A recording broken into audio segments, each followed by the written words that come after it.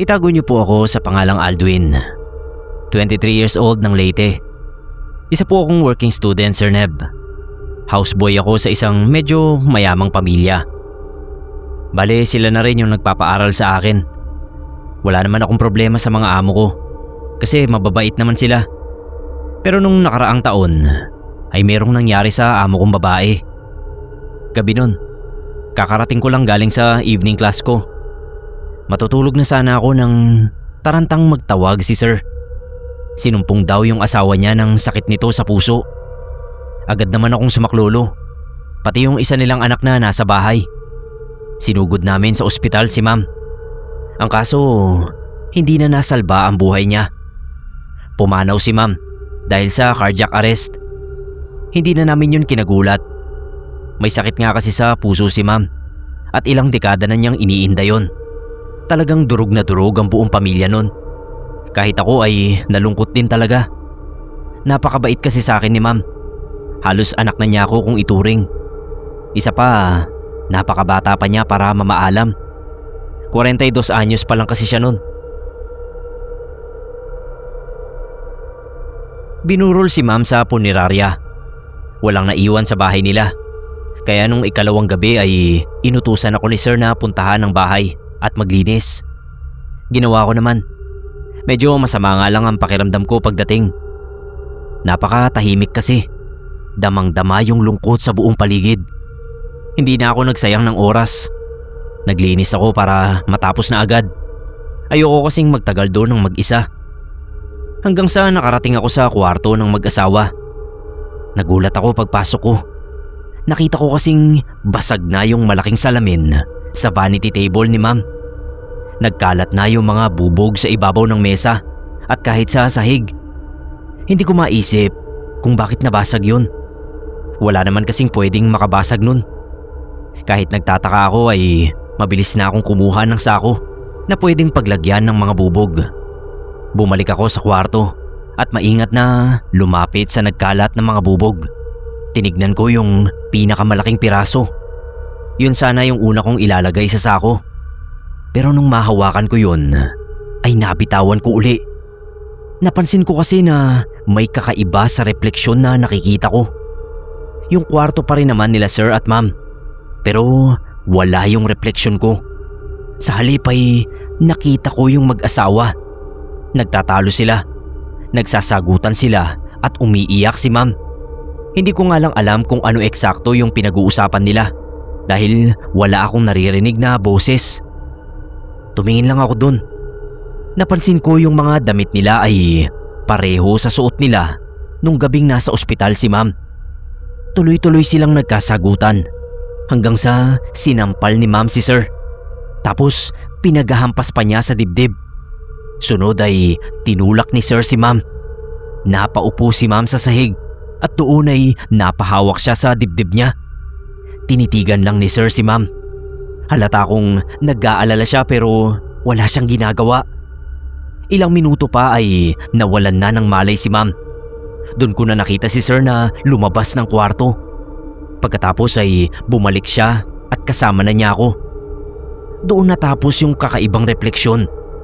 Namalayan ko na lang na ordinaryong refleksyon ko na yung nakikita ko doon sa malaking bubog. Yun nga lang ay halos kalahating oras pa akong natulala doon sa kwarto. Hindi ko kasi maisip na masasabing si Sir pala ang naging dahilan ng pagkamatay ni Ma'am. Hindi ko tuloy alam kung paano ko sasabihin sa mga anak nila ang nangyari. Ginupok kasi ako ng konsensya ko. Pero sigurado namang hindi sila maniniwala na nakita ko ang lahat sa isang piraso ng bubog. Kaya nanahimik lang ako tungkol sa nalaman ko. Ang sinabi ko lang ay nabasag yung salamin sa vanity table at niligpit ko na yung mga bubog. Ngayon ay halos 1 taon na ang lumipas. Nakagraduate na rin ako at hindi na ako nagtatrabaho sa bahay na yon. At wala pa rin akong pinagsabihan ng mga nalaman ko. Hindi ko kasi alam kung paano magsisimula. Hindi ko rin alam kung paniniwalaan ba ako ng mga anak nila o kahit sino man sa pamilya na pagsasabihan ko. Lalabas pa na wala akong utang na loob kay Sir. Minsan nga ay napapanaginipan ko rin si Ma'am Sa panaginip ko, alam ko nang hihingi siya ng tulong. Pero paulit-ulit din akong humihingi ng tawad sa kanya. Kasi hindi ganun kalakas ang loob ko. Hindi ko magagawang kalabanin si Sir.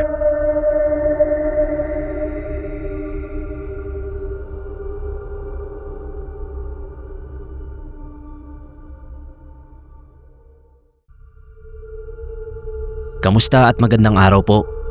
Ako po si Miguel ng Abra. Sumulat ako para magkwento ng personal kong karanasan noong binata pa lang ako.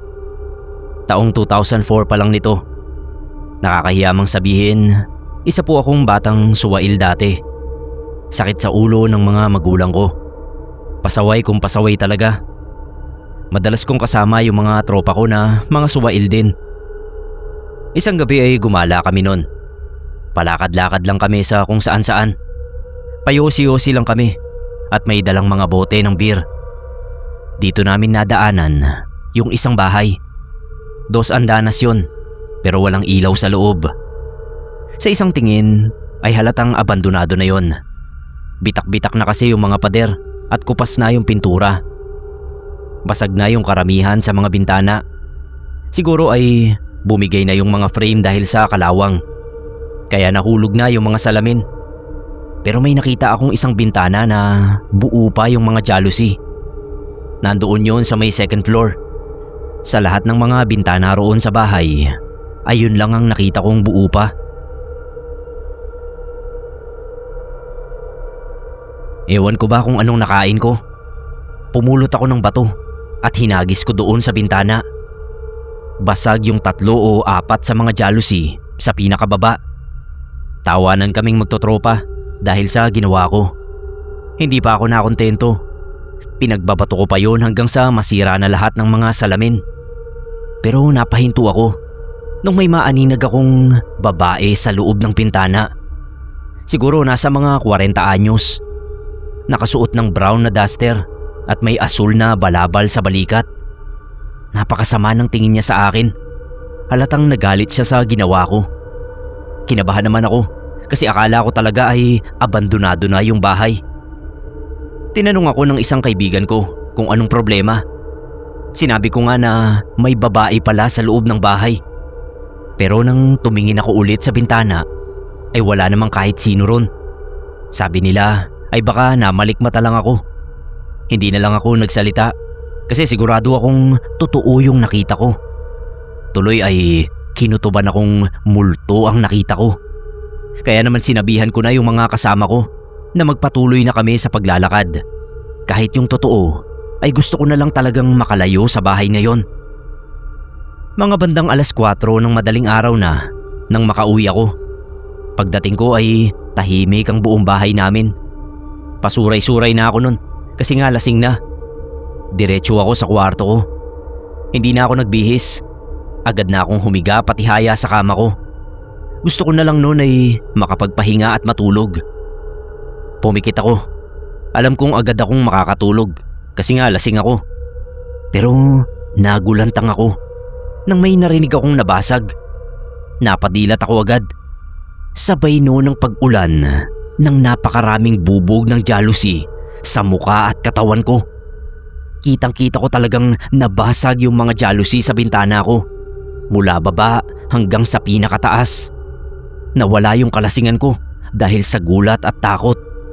Gusto ko na sanang lumundag paalis ng kama nun. Pero pinigil ko ang sarili ko. Delikado kasi baka makatapak ako ng bubog sa kama at sahig. Baka madagdagan pa yung mga sugat ko. Ang nagawa ko lang nun ay lumingon sa may bintana. Doon ay nanlaki ang mga mata ko.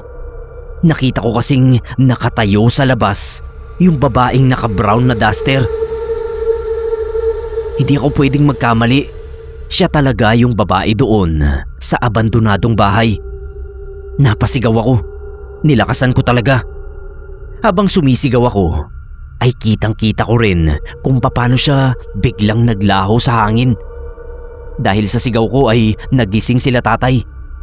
Pinuntahan nila ako at nakita nila yung nangyari sa akin. Maingat nilang inalis yung mga bubog sa katawan at kama ko. Nilinis din nila yung sahig. Tinanong nila ako kung anong nangyari. Sinabi ko lang na hindi ko alam. Basta bigla na lang nabasag yung mga salamin sa bintana ko.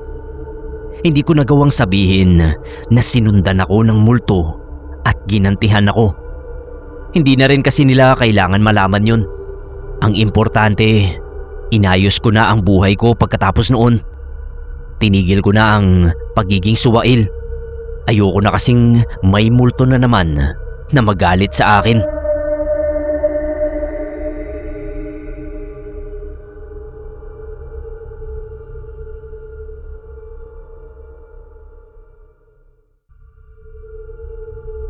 Magandang gabi po.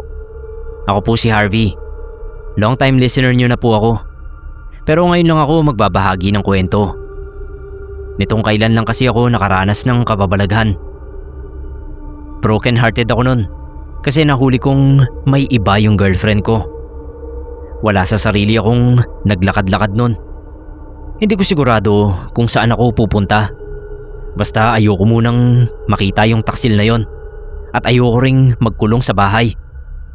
Kung tama ang pagkakaalala ko, ay pasado 9:00 na nun.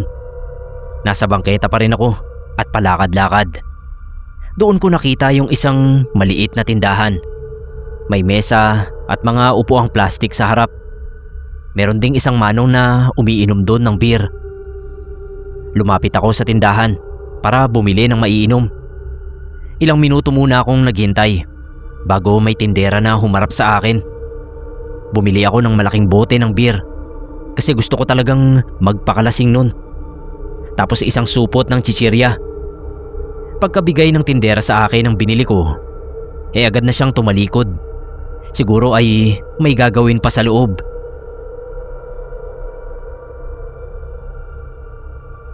Umupo ako doon sa isang plastik na upuan. Kaharap ko bale yung manong na nandoon. Binati niya ako pero hindi ko siya pinansin. Kinausap niya uli ako. Inalok niya sa akin yung baso niya. Doon ko naalala na hindi nga pala ako nakahingi ng baso sa tindera. Bumuntong hininga ako. Tapos tinanggap ko na lang yung baso ng manong. Nag-inuman kami. Bale pinagsaluhan namin yung nauna niyang binili na bote ng beer. Konting kwentuhan. Tapos nabanggit ko rin sa kanya yung pinagdaraanan ko. Nung maubos na yung beer niya, ay yung sa akin naman ang ininom namin. Doon ako nagsimulang makaramdam ng mali sa katawan ko. Pakiramdam ko ay biglang naging maalinsangan ng paligid.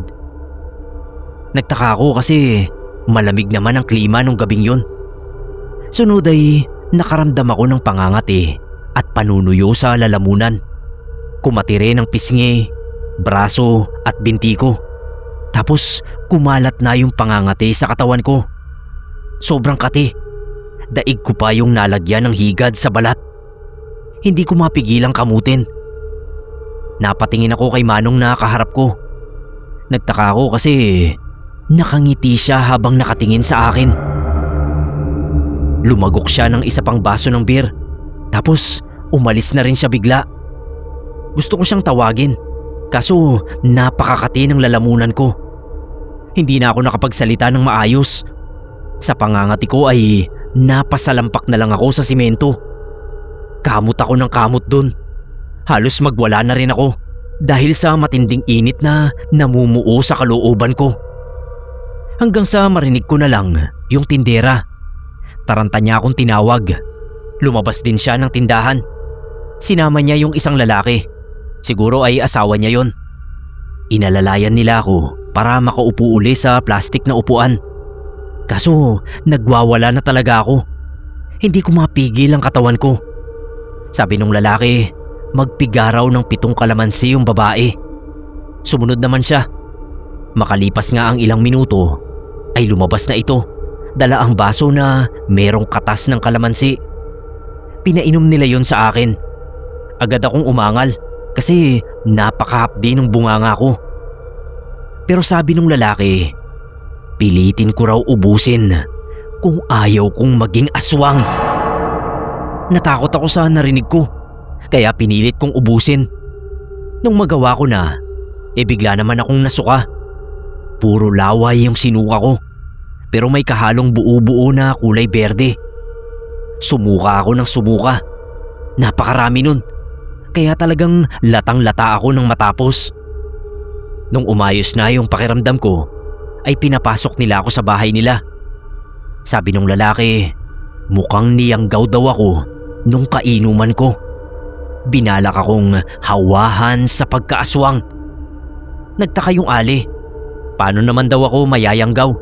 Yung beer lang naman ang iniinom namin. Tapos walang ibang pagkain doon, maliban sa binili kong chichirya. Paliwanag ng lalaki, malamang sinadya nung manong na malawaya ng baso na ginamit namin. Napasa sa akin yun nang ako na ang tagayan niya. Nung marinig yun ng Ali, ay agad niyang kinuha yung baso na ginamit namin. Pinatakan din niya yun ng kalamansi. At ayun nga, nangitim yung isang bahagi sa may bunganga ng baso.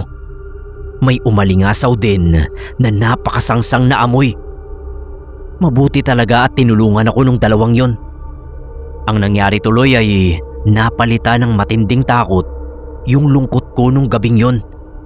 Simula rin noon, hindi na ako basta-basta nakipagtagayan sa mga inuman. Sinasarili ko na lang yung problema ko.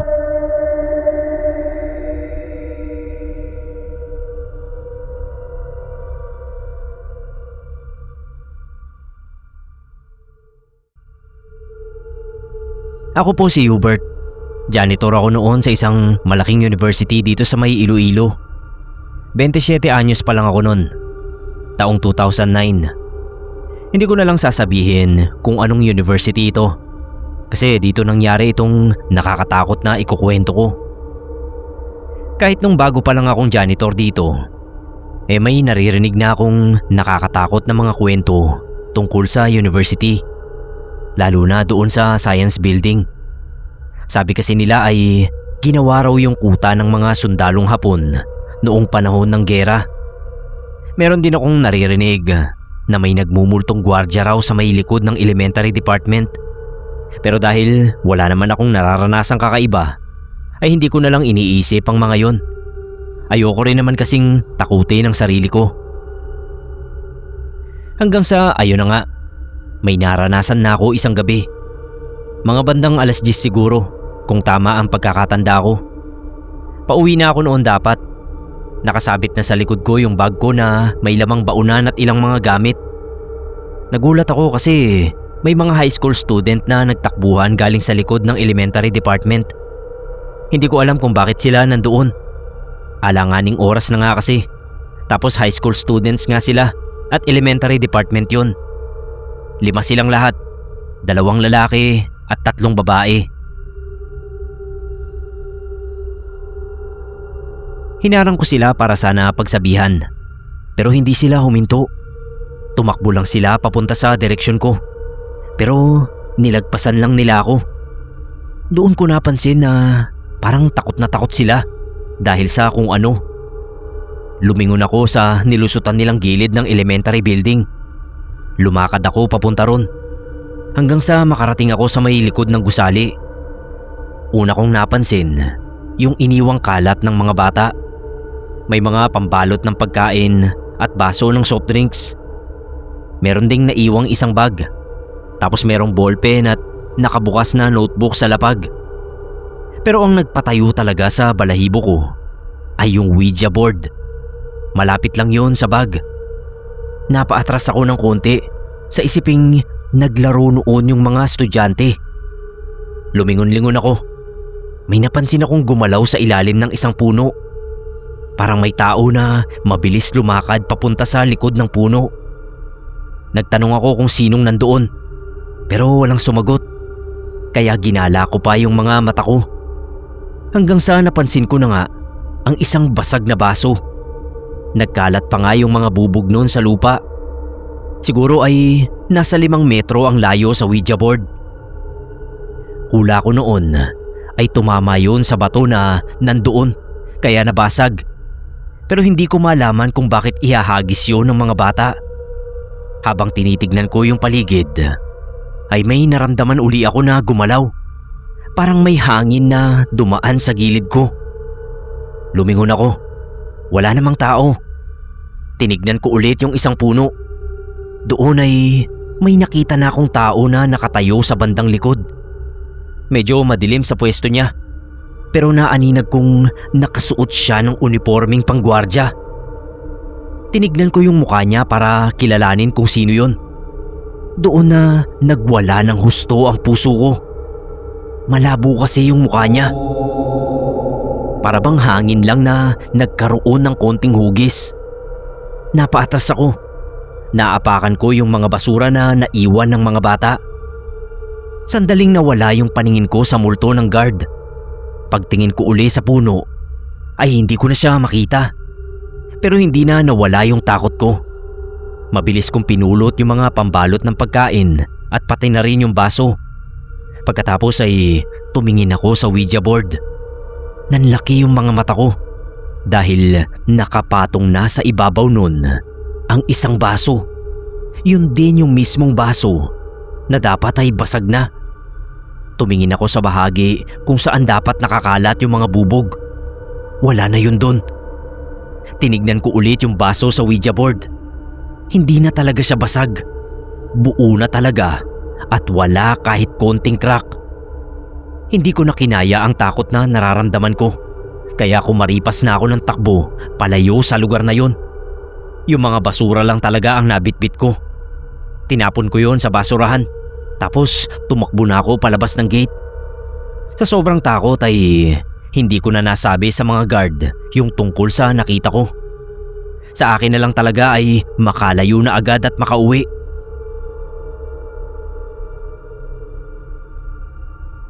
Tsaka lang ako kumalma nang makababa ako ng tricycle. Yun nga lang ay paikot-ikot pa rin sa isip ko yung mga nasaksihan ko. Diretso agad ang lakad ko papunta sa bahay. Pagdating ko ay tahimik na ang bahay. Siguro ay tulog na ang tatay at mga kapatid ko. Lumakad ako papunta sa kusina at uminom ng tubig. Pagkatapos ay binuksan ko yung bag ko para kunin yung baunan ko at hugasan. Nanlamig ako sa kinatatayuan ko. Paano kasi ay nakita ko sa loob ng bag ko yung baso. Yung mismong baso na kasama ng Ouija board. Sigurado akong yun talaga yun kasi parehong-pareho yung itsura. Isa pa ay hindi naman ako nagdadala ng babasaging baso sa bag ko. Hindi na ako nag-isip. Takbo agad ako palabas. Tinapon ko yung baso sa malaking basurahan na nandoon sa may kanto. Tapos takbo uli ako pabalik sa bahay. Habang nasa daan, parang nakita ko yung multong gwardya. Pero hindi na ako huminto para siguraduhin kung totoo ba yun o namamalikmata lang ako. Tuloy-tuloy lang ako sa pagtakbo hanggang sa makarating ako sa bahay. Mabilis akong pumasok at nilak ko yung pinto. Kaso nung tumingin ako sa lamisita ng sala, ay nandoon na naman yung parehong baso. Nakataob sa ibabaw ng lamisita. Talagang ayaw akong lubayan. Hinayaan ko na lang yun. Mabilis akong umakyat ng hagdan at pumunta sa kwarto ko. Hindi na ako nagbihis. Diretso na ako sa papag at nagtalokbong ng kumot. Todo ako sa dasal nun dahil alam kong nasa paligid pa yung multo. Hindi nga nagtagal ay naramdaman ko nang may nagmamatsyag sa akin. Gumagalaw na rin yung hangin sa loob ng kwarto ko kahit na sarado ang bintana. Pareho sa naramdaman kong galaw ng hangin sa likod ng elementary building. Hanggang sa hindi na ako nakatiis. Nagsalita na ako. Medyo nalakasan ko yung boses ko. Sabi ko tigilan na niya ako kasi hindi naman ako yung tumawag sa kanya. Doon siya manggulo sa 5 estudyante at wag sa akin. Tumagal pa ng ilang minuto yung pagsasalita ko kahit hindi naman sumasagot yung multo. Hanggang sa narinig kong may kumakatok na sa kwarto ko. Tinawag ako ni tatay. Doon ko na inalis yung kumot na nakatabon sa akin. Nakita ko yung baso na nasa ibabaw ng mini cabinet ko. Hindi ko na yun pinansin. Dali-dali na akong bumangon at pinagbuksan si tatay. Tinanong ako ni tatay kung anong problema. Hindi ako sumagot agad kasi binabawi ko pa yung sarili ko. Bumaba muna kami ni tatay at lumabas ng bahay. Doon kami naupo sa may gilid. Kinuwento ko kay tatay ang lahat. Sinimulan ko yung nakita kong mga estudyante, tapos yung baso nga na sumusunod sa akin. Napailing si tatay. Sabi niya malamang daw na hindi natapos ng mga estudyante ang ritual na sinimulan nila. Tuloy ay hindi nakabalik sa mundo ng mga patay yung kaluluwa ng gwardya. Ang problema, hindi rin niya alam ang gagawin para matulungan ako. Ang ginawa ni tatay, kumuha siya ng sandobag. Nilagyan niya yon ng asin, tapos lakas loob niyang nilagay doon yung baso. Ginising namin ang bunso kong kapatid kasi ayaw namin siyang iwang mag-isa sa bahay. Tsaka kami umalis papunta sa simbahan. Binigay namin sa isang pari yung baso. Sinalaysay ko rin ang mga nangyari. Sabi niya, tama raw ang hinala ni tatay. Malamang daw na hindi makapagpahinga ang kaluluwang yun. Hindi nga kasi natapos ang pakikipag-usap sa kanya nung mga bata. Pakikipag-usap na una pa lang ay dapat hindi talaga nila ginawa. Dinasalan ako ng pare ng gabing yun.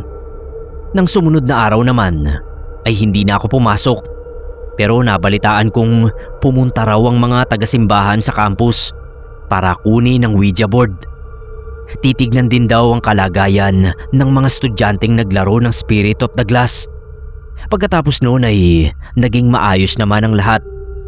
Yun nga lang ay hindi na nawala sa alaala ko ang nangyari. Kaya lumipat din ako ng trabaho pagkalipas ng 1 buwan.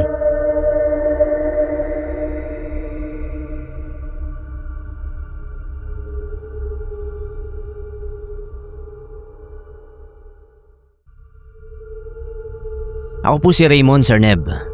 Taga rito lang ako sa QC. 37 na po ako ngayon at nagtatrabaho bilang college instructor. Itong ibabahagi ko sa inyo ay naganap noong 2012. Binata pa lang ako noon at kakatapos pa lang ng college. Pumunta ako noon sa isang sikat na mall sa Caloocan. Hindi ko na lang sasabihin kung anong mall ito kasi may kaugnayan doon itong ikukwento ko. Makikipag-date ako sa mall. Nakilala ko lang yon sa Facebook. Pangalanan natin siyang Olive. Naghihintay ako sa harap ng isang fast food. Tinext ko siya na nandoon na nga ako. Tumingin-tingin ako sa paligid para mapansin ko siya agad. Pasimple rin akong tumitingin sa reflection ko sa wall glass ng fast food na yon. Gusto ko syempreng siguraduhin na maayos ang itsura ko nun. Yumuko ako para tignan ang sapatos ko. Dito ko napansin yung isang bubog. Siguro ay nasa 3 o 4 na pulgada ang lapad. Nandoon sa paanan ng glass wall. Halos nakasiksik talaga siya dun. Hindi ko alam kung saan galing yung bubog na yon. Wala naman kasing basag na bagay sa malapit. Wala siyang pwedeng pagmulan. Isa pa ay madumi yung bubog na yon. Parang binabad sa putik. Transparent yun dapat. Pero malabo ng tignan dahil sa dumi. Lumapit ako doon at yumuko. Pupulutin ko sana para ipakita sa guard. Delikado kasi kung may makatapak nun. Pero nung malapit nang dumampi yung kamay ko doon, napahinto ako. Naramdaman ko kasing may init na nagmumula sa bubog na yon. Nagtaka ako kung bakit mainit yung bubog. Pero dahil alam ko nang mainit yon, ay naihanda ko na yung sarili ko. Sinubukan kong abutin yun ulit. Pagdampi ng daliri ko ron ay napakabig ako. Napakainit kasi talaga. Kasing init ng kaldero na may kumukulong tubig sa loob. Tinuwid ko ulit yung pagtayo ko. Dito na may lumapit na isang babae sa akin. Lumingon ako at nakita kong sakto siya sa deskripsyon ni Olive. Nakumpirma kong siya nga yun. Nagkamustahan kami at nagkakilanlan. Tapos tinanong niya ako kung bakit daw ba ako yumuyuko nang lumapit siya. Naalala ko yung piraso ng bubog. Tinuro ko yun sa kanya. Sinabi ko rin na kakaiba yung init ng bubog na yon. Umiling si Olive. Sabi niya sa akin, hindi ko raw dapat basta pinupulot yung mga bagay na nakikita ko. Lalo kung hindi ko alam kung saan galing ang mga yon. Posible raw kasi na may nakakabit na hindi magandang enerhiya sa ibang mga bagay na nakikita natin sa paligid. Napahinto ako sa sinabi niya. Gusto ko sanang kumontra kasi hindi naman ako naniniwala sa mga kababalaghan. Kaso naalala kong kakaiba nga yung bubog. Una ay hindi mo maipaliwanag kung bakit nagkaroon ng bubog sa gilid ng isang fast food. Ikalawa, kakaiba yung init ng bubog na yon. Tinignan ko ulit yung bubog. Kahit si Olive ay tumingin din doon. Masama raw talaga yung kutob niya. Mas mabuti raw na lumayo na kami. Umalis nga kami at pumunta sa ibang makakainan. Nanood kami ng sine at tinuloy pa yung date namin. Nag-enjoy naman kami pareho nun. Naging masaya yung araw namin. Pero kinabukasan ay nagtaka ako nang mag-text si Olive. Manood daw ako ng balita. Yung mall daw na pinuntahan namin nasusunog. Napakalaki ng apoy. Mabilis naman akong nanood ng TV at hindi ko mapaniwala ang nasunog nga talaga yung mall. Sa sobrang tindi ng apoy ay talagang na-demolish yung mall pagkatapos ng insidente. Sabi ni Olive sa akin, posibleng may kaugnayan daw yung kakaibang bubog na nakita ko sa nangyaring sunog. Hindi na ako kumontra kasi yun din talaga ang iniisip ko. Hindi nga lang namin masabi kung ano eksakto ang kinalaman ng bubog sa insidente. Pwedeng premonition o ano, pero hanggang sa ngayon ay hindi ko pa rin maipaliwanag.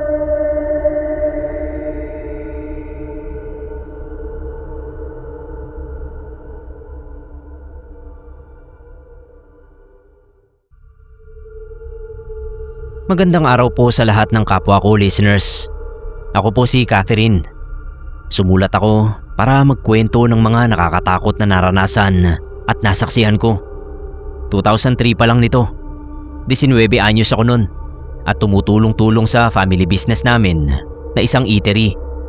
Kainan na talagang hinihintuan ng mga bus at truck bago sila tumuloy sa biyahe. Silbidora ako at yung isa kong bunsong kapatid. Si mama naman ang sa kusina. Si papa yung parang manager ng buong operasyon. Tapos syempre, may iba pang mga empleyado na rin.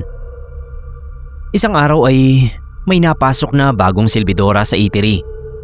Siya si Darlene. Siguro mga nasa 26 anyos siya nito. Nakiusap siya kay papa na makapasok sa eatery. Kailangan daw niya ng pera dahil namatay yung asawa niya sa isang aksidente. Tapos may 2 mga anak siya na kailangan buhayin.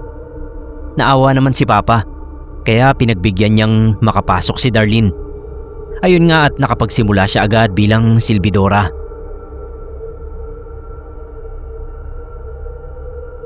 Ang kaso, unang araw pa lang ni Darlene sa eatery ay kapansin-pansin na ang problema sa kanya. Lagi siyang nagkakamali sa mga gawain. Halimbawa ay mali yung mga nabibigay niyang order ng customer. O di naman kaya ay mali ang mga sukli. Tuloy, maraming mga customer ang nagrereklamo. Ilang baso at plato rin ang nabasag niya. Pinagpasensyahan muna siya ni papa kasi nga bago pa lang. Pero hindi talaga umayos ang kilos ni Darlene kahit nung halos 1 linggo na siya sa eatery. Nasagad na yung pasensya ni papa. Kaya isang gabi, nung nakapagsara na kami, kinausap ni papa si Darlene doon sa may kusina. Ako lang yung kasama ni papa nun kasi nakauwi na sila mama at ang kapatid ko. Sabi ni papa kay Darlene, kailangan na raw nitong umalis sa trabaho. Kinagalit ni Darlene ang sinabi ni papa. Hindi na raw naawa sa kanya ang may-ari ng eatery. Kaso nga lang, mahaba na yung binigay na pasensya sa kanya ni papa. Hindi na talaga pwedeng dagdagan. Kaya nagmatigas si papa. Lalong nagalit si Darlene. Nung sandaling yun ay kita kong may nagbago sa mga mata niya. Parang sandaling nangitim ang gilid-gilid bago bumalik agad sa normal. Di nga lang ako sigurado kung totoo ba yung nakita ko o namalikmata lang ako. Dumampot si Darlene ng isang baso. Nagulat na lang kami nang bigla niya yung hinagis sa sahig. Malakas ang pagkakahagis nun, kaya kalat talaga yung mga basag na piraso sa paligid. May ilan pa nga na lumipad papunta kay papa. Napaatras si papa paghakbang niya ay may natapakan siyang bubog. Napadaing pa sa sakit si Papa nun. Kita kong dumugo yun. Mabilis ko siyang inalalayan. Talagang galit na galit si Papa nun. Binubulyawan niya si Darlene kahit nung lumabas na ito sa may likod ng kusina. Tinignan ko yung paa ni Papa. Nakita kong may piraso ng bubog na nakasugat sa may gilid ng talampakan niya. Talagang bumaon yung bubog. Pinakiusapan ko yung isang kusinero na kumuha ng panggamot sa sugat. Yung dishwasher naman ang nagligpit ng bubog sa sahig. Nung may panggamot na, ay tinanggal ko yung bubog sa paa ni Papa. Talagang napasigaw siya ng malakas. Napakasakit daw kasi. Pakiramdam daw niya ay mismong laman niya ang tinutuklap ko. Nagtaka ako dahil nga inalis ko lang naman yung bubog. Nung matanggal ko na yung bubog ay nilinis ko yung sugat. Sinigurado kong wala nang natitirang bubog. Nilagyan ko ng betadine at tinapalan ng benda. Medyo malaki kasi yung sugat kaya hindi kasya yung band-aid. Pagkatapos kong gamutin si Papa ay sinamahan kami ng kusinero sa bahay. Nahihirapan kasing maglakad si Papa. Yung sakit daw kasi ay parang gumagapang daw paakyat mula sa talampakan niya. Pero nung tignan ko ay hindi naman namamaga. Kaya naisip ng kusinero na baka kailangan lang talagang ipahinga.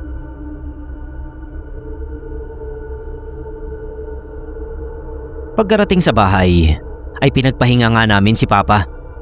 Nag-alala si Mama kasi nanghihina at nilalagnat talaga si Papa. Naisip ko na palitan yung benda. Tinanggal ko yung una kong nilagay. Nanlaki yung mga mata namin ni Mama.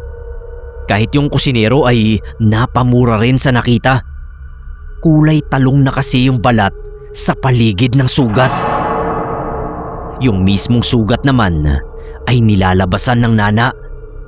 Kulay dilaw pero may kahalong itim-itim na buo-buo. Sabi ng kusinero, kailangan naming maghanap ng albularyo. Kitang-kita naman daw kasi na hindi ordinaryong sugat lang yung nasa paa ni Papa. Pumayag si Mama, kaya agad ay umalis yung kusinero para maghanap ng albularyo. Habang naghihintay kami, ay nililinis namin ni Mama yung sugat ni Papa. Ginamitan namin ng pinagpakuluan ng dahon ng bayabas, tapos binalot uli namin ng benda. Nagrosaryo na rin kami nun kasi hinang-hina na talaga si Papa. Mga bandang 1:00 ng umaga ay bumalik na yung kusinero. May kasama siyang matandang lalaki na isang albularyo. Tawagin na lang natin siya sa pangalang Mang Jerry. Sabi niya ay tanggalin daw namin yung benda sa paa ni Papa. Ginawa ko naman. Nagulat uli ako kasi mas malala na ang sugat ni Papa. Talagang nangingitim na ang halos buong paa niya. Namamaga na rin yun. Kaya parang mas malaki na ng konti kung titignan. Lumapit sa paanan ni Papa si Mang Jerry at sinipat-sipat niya yung sugat. Nagtanong si Mama kung kaya ba niyang gamutin si Papa.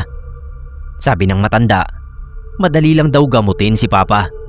Hindi naman daw pala kasi matinding sumpa ang tumama sa kanya. Mukhang hindi rin malakas na mangkukulam ang may gawa.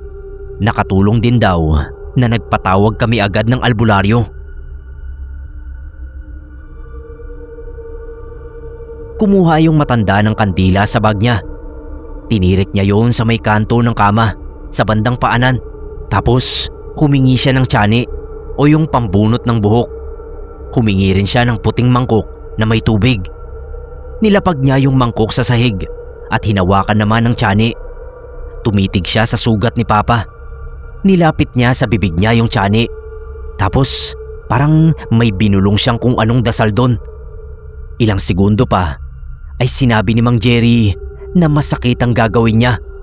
Kaya pigilan daw naming magalaw ni Papa ang paa niya. Kumilos kami ng kusinero at ni Mama. Hinawakan namin yung katawan at bandang binti ni Papa. Tapos ginamit ng albularyo yung tsani.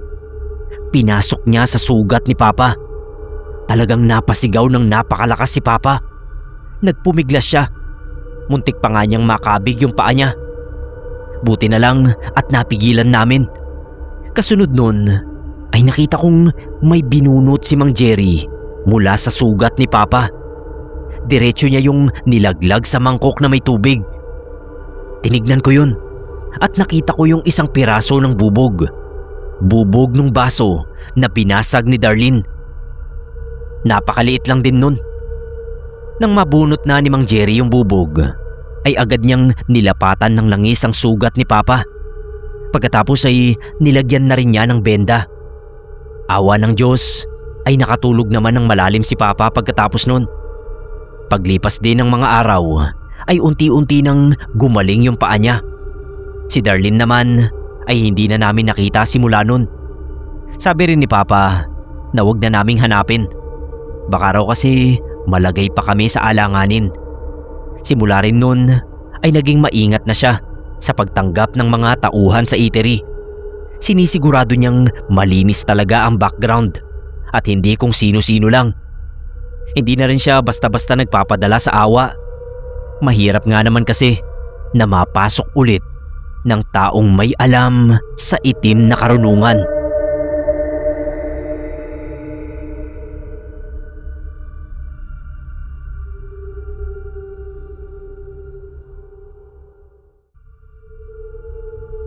Good morning mga kapasta. Ako po si Erica, isang 22 years old na dalaga. Nakatira ako sa isa sa mga lungsod ng Davao Oriental. Last year po ay nagkaroon ng malaking lindol dito sa amin. Malamang nabalitaan niyo po yon. Halos katabi lang namin yung lugar ng epicenter. At meron pa akong nakakatakot na karanasan nung lindol na yon. Humantong pa yon sa isang malungkot na pangyayari para sa pamilya namin. Umaga yon, naglilinis ako sa sala namin. Pinunasan ko yung mga nakadisplay sa mini cabinet. Marami kasi kaming nakadisplay na mga figurine at picture frame doon. May dalawang mga family picture namin. Solo picture ni Daddy at picture namin ni Ate. Tumalikod ako sa mini cabinet. Tapos nagsimula na akong magwalis. Dito na biglang lumindol. Talagang nawindang ako kasi napakalakas niya. Hindi pa ako nakakaranas ng ganun kalakas na lindol sa buong buhay ko. Agad kong naisip yung mga kailangan kong gawin. Alam kong kailangan kong makalabas agad kasi baka gumuho yung bahay. Pero hindi ko mahakbang yung mga paa ko dahil sa takot. Na-estatwa talaga ako sa kinatatayuan ko.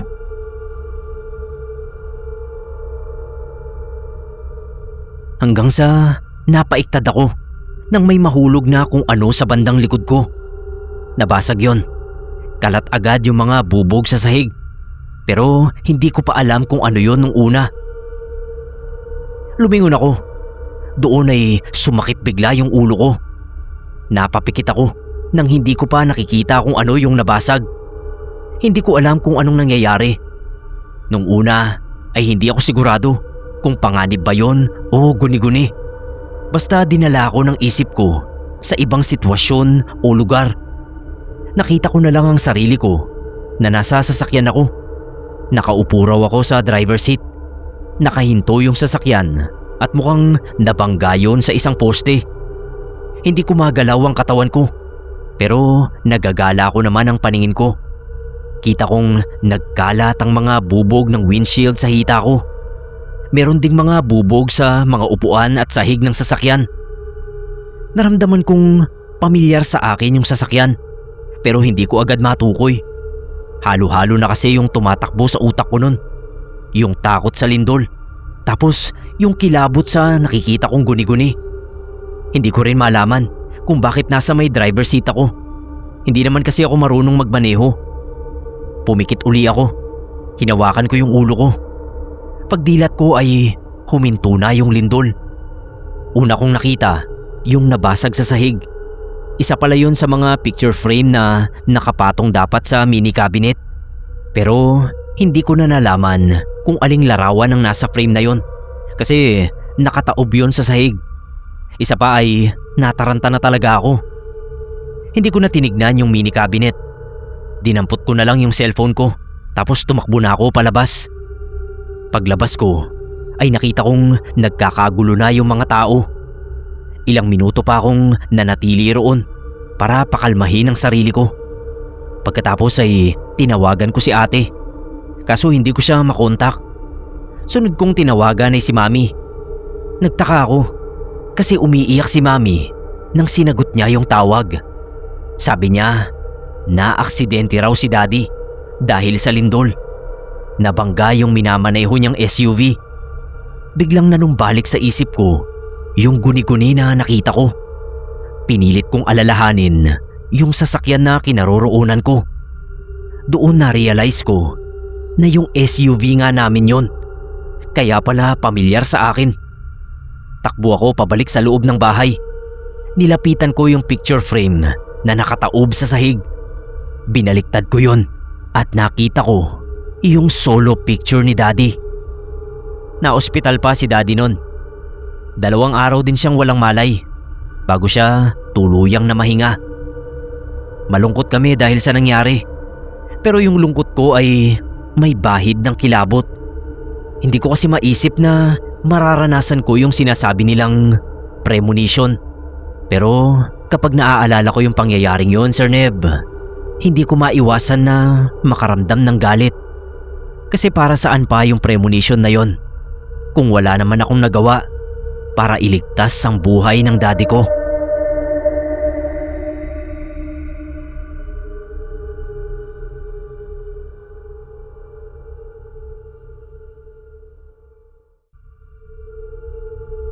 Kamusta po mga kapasta? Ako si Dominic. Magkukwento lang ako ng kakaibang karanasan ko. Nangyari sa bahay pa talaga namin. Mga bandang 7:00 ng gabi noon. Kakauwi ko lang galing sa trabaho. Delivery rider kasi ako. Masakit ang katawan ko noon dahil sa pagod. Kaya sinabihan ko agad si mama na ipatawag si Manang Suning. Si Manang Suning yung sikat na nagbe-ventosa sa barangay namin. Sa mga hindi po nakakaalam, yung ventosa ay yung masahe na gumagamit ng baso na pinapainitan ng konti. Magaling magventosa si Manang Suning. Madalas din kasing sumasakit o nangangalay yung katawan ko dahil sa pagod sa trabaho. Kaya madalas ko siyang pinapapunta sa amin. Pero nung gabing yun ay hindi na isama ni mama si Manang. Wala raw kasing sumasagot nang kumatok siya sa bahay nito. Baka raw siguro walang tao o tulog na si Manang.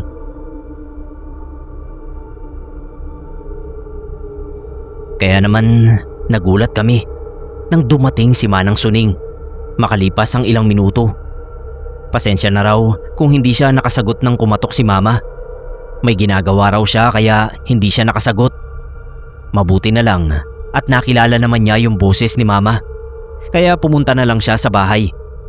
Nagtanong siya kung may magpapaventosa daw ba. Sabi ko naman ay ako nga. Habang nag-uusap kami, may napansin na akong kakaiba kay Manang. Madaldal at masayahin kasi siyang tao.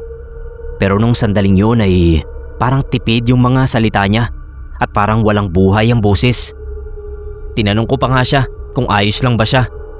Paliwanag naman niya, pagod lang daw pero kaya pa naman niyang magmasahe. Pumunta kami sa kwarto ko. Hinubad ko yung t-shirt ko at dumapa ako sa kama. Pagkatapos noon ay pinahiran na niya ng langis yung likod ko. Ewan ko pero parang mas malamig yung karaniwan na palad ni Manang nung mga sandaling yun.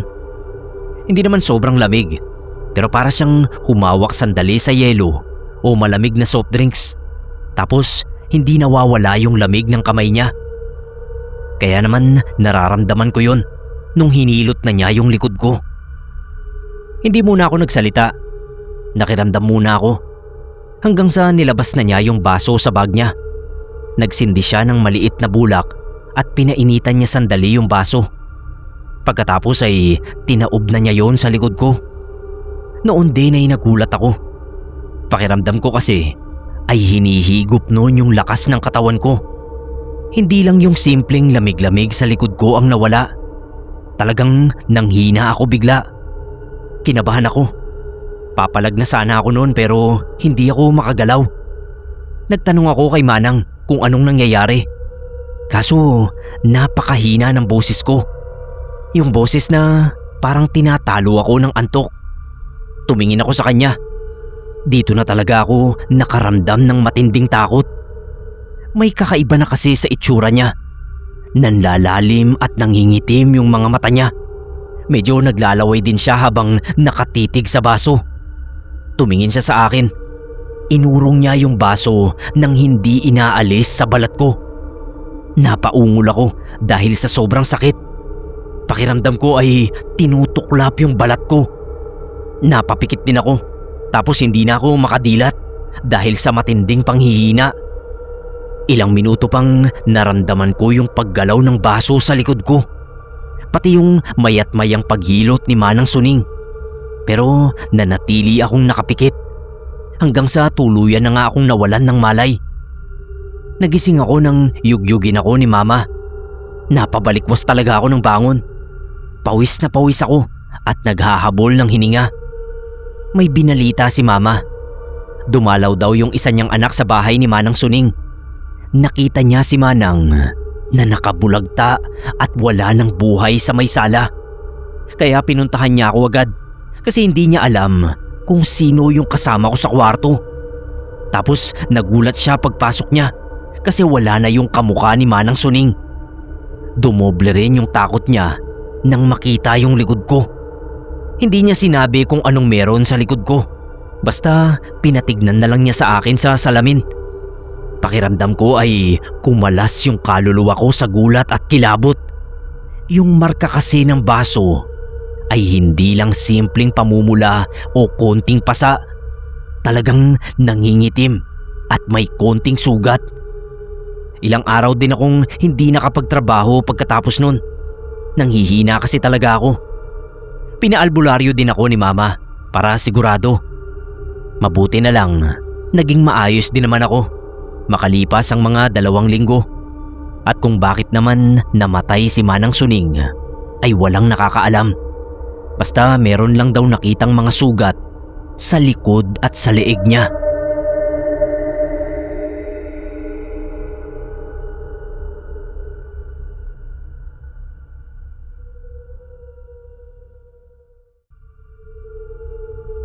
Ako po si Aaron ng Lipa, Batangas. Magkukwento lang ako ng tungkol sa lumang paniniwala ng lola ko na nakatulong sa akin. Kinalimutan ko na ang paniniwalang ito mula pa noong bata pa lang ako. Dapat laging merong baso na may malinis na tubig at konting asin sa mga kwarto ng bahay. Tapos dapat yung baso ay clear glass din. Sabi kasi ni Lola, pangdepensa raw yun laban sa mga masasamang elemento. Halimbawa raw, pag may dumikit na sumpa sa akin, hihigupin ng tubig ang sumpa at hindi ako maaapektuhan. Sinisigurado ni Lola na laging may ganoong baso ng tubig sa mga kwarto namin, lalo na kapag gabi. Kaya kahit hindi pa ako naniniwala doon, ay nasanay na lang din ako. Nahinto lang ako sa paglalagay ng ganoon nung umalis ako sa amin. Na-assign kasi ako noon sa Quezon City office ng company namin, kaya kinailangan kong mag-boarding house.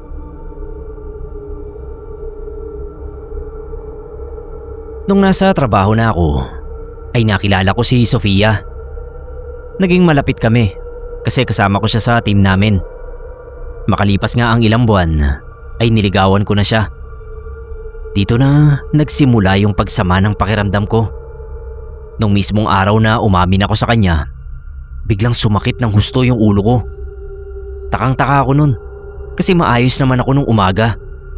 Matapos naming mag-usap nung lunch break, ay doon na nagsimulang sumakit yung ulo ko. Mahina lang nung simula, pero wala pang 1 oras, para nang pumipintig-pintig yung ulo ko dahil sa sakit. Binigyan ako ng gamot nung katrabaho kong si Edwin, pero wala namang epekto. Nahilo na ako, kaya napilitan akong magpaalam sa manager namin. Pumayag naman siya na mag-early out ako. Nag-alala si Sofia, pero sabi ko sa kanya ay huwag na niya akong alalahanin masyado. Bukas lang ay magiging maayos na ako. Umuwi nga ako sa boarding house. Pagdating doon ay uminom ako ng tubig. Ilalapag ko lang sana yung baso sa mesa, pero napahinto ako. Clear glass kasi yung baso na yun. Naalala ko bigla yung pangaral ng lola ko. Hindi ako naniniwala noon, Pero nung sandaling yon ay nilagyan ko uli ng tubig yung baso. Tapos nilagyan ko ng konting asin. Dinala ko sa kwarto at nilapag sa side table ko. Hindi na talaga maawat yung sakit ng ulo ko nun. Kaya natulog na ako. Madilim na nang magising ako. Hindi na masakit yung ulo ko. Kaya bumangon na ako para maghanap ng makakain. Binuksan ko yung ilaw sa kwarto ko. Saktong napatingin ako sa lamisita. Gulat na gulat ako. Kasi medyo malabo na yung tubig. Kamukha niya yung tubig na galing sa puso. Malinaw naman yun nung ilagay ko sa baso. Gusto kong isipin nun na baka nagkamali lang ako. Baka may konting dumi pala yung tubig o yung baso. Pero hindi ako mapalagay. Kaya nung matulog na uli ako, ay naglagay ako ng isa pang baso ng tubig na nilagyan ko ng asin. Siniguro ko na talagang malinis. At nang magising ako kinaumagahan, ay ganun ulit. Medyo madumi na naman. Tumawag ako sa bahay. Kinausap ko si Lola. Sabi niya mag-ingat daw ako. Sigurado daw kasi na may nagbabalak ng masama sa akin. Baka may gustong magpasa ng sumpa sa akin. Tinanong ko siya kung sino naman ang gagawa nun sa akin. Wala naman akong kaaway sa QC. Maayos ako sa trabaho. Kahit sa boarding house ay wala rin akong nakakaaway. Pero sinabi ng lola ko na wag daw akong pakakampante. Ang iba raw kasi ay palihim kung magtanim ng sama ng loob. At sigurado siyang malapit lang sa akin ang nagpadala ng sumpa. Nagtataka akong pumasok sa opisina nun. Kahit si Sofia ay nagtaka rin nang ikwento ko sa kanya ang nangyari. Sinabi ko rin kasi yung paliwanag ni Lola. Sabi ni Sofia, mag-ingat daw ako. Makiramdam daw ako sa sarili at paligid ko. Kasi baka mapasama na naman ako. Hindi nga siya nagkamali. Bago pa man kasi magtanghalian, ay unti-unti na namang sumama ang pakiramdam ko. Nanlalamig ako. Iba yun sa lamig ng aircon. Pero dahil hindi naman malala, ay hindi na ako nag-early out. Tinapos ko yung shift ko. Tsaka niyaya ko si Sofia na mag-dinner kami. Naging kampante ako kasi medyo umayos naman na yung pakiramdam ko nun.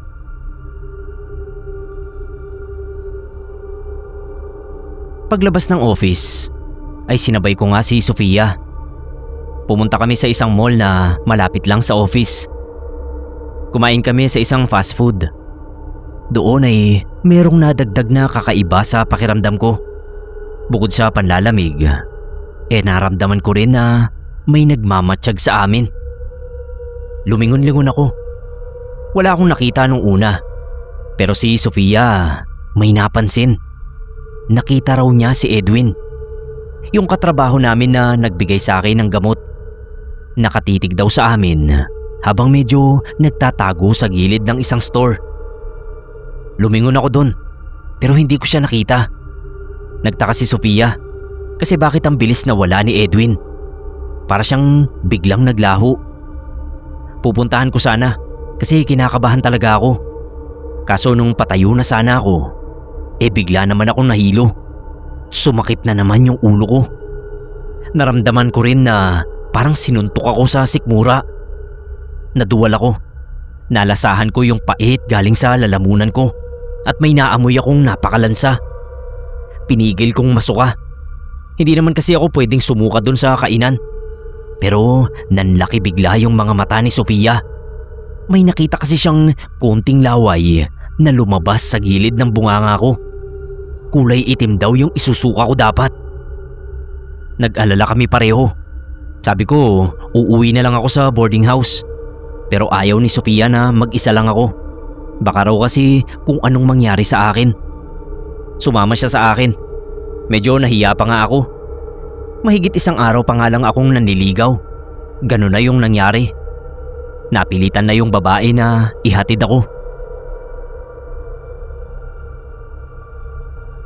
Pagdating sa boarding house, ay hindi na maipinta yung itsura ni Sofia. Namumutla na raw kasi ako. Ramdam ko na rin na tumindi yung panlalamig ko. Diretso ako sa banyo nun. Doon ako sumuka. Totoo nga, itim na likido nga yung sinuka ko. Lalong nabahala si Sofia. Sinamahan niya ako sa kwarto ko. Sabi ko sa kanya, kumuha siya ng tubig gamit yung clear glass. Lagyan niya ng konting asin. Ginawa naman yon ni Sofia at nilapag niya yon sa side table. Umiikot na yung paningin ko nun. Pakiramdam ko rin ay hihimatayin na ako anumang oras. Pinipigil ko lang kasi natatakot akong mawala ng malay. Hinilot-hilot ni Sofia yung ulo ko hanggang sa unti-unti nang gumaan yung pakiramdam ko. Makalipas ang mga kalahating oras ay napahinto siya sa paghilot sa akin. Agad niya akong pinatingin doon sa basong may tubig.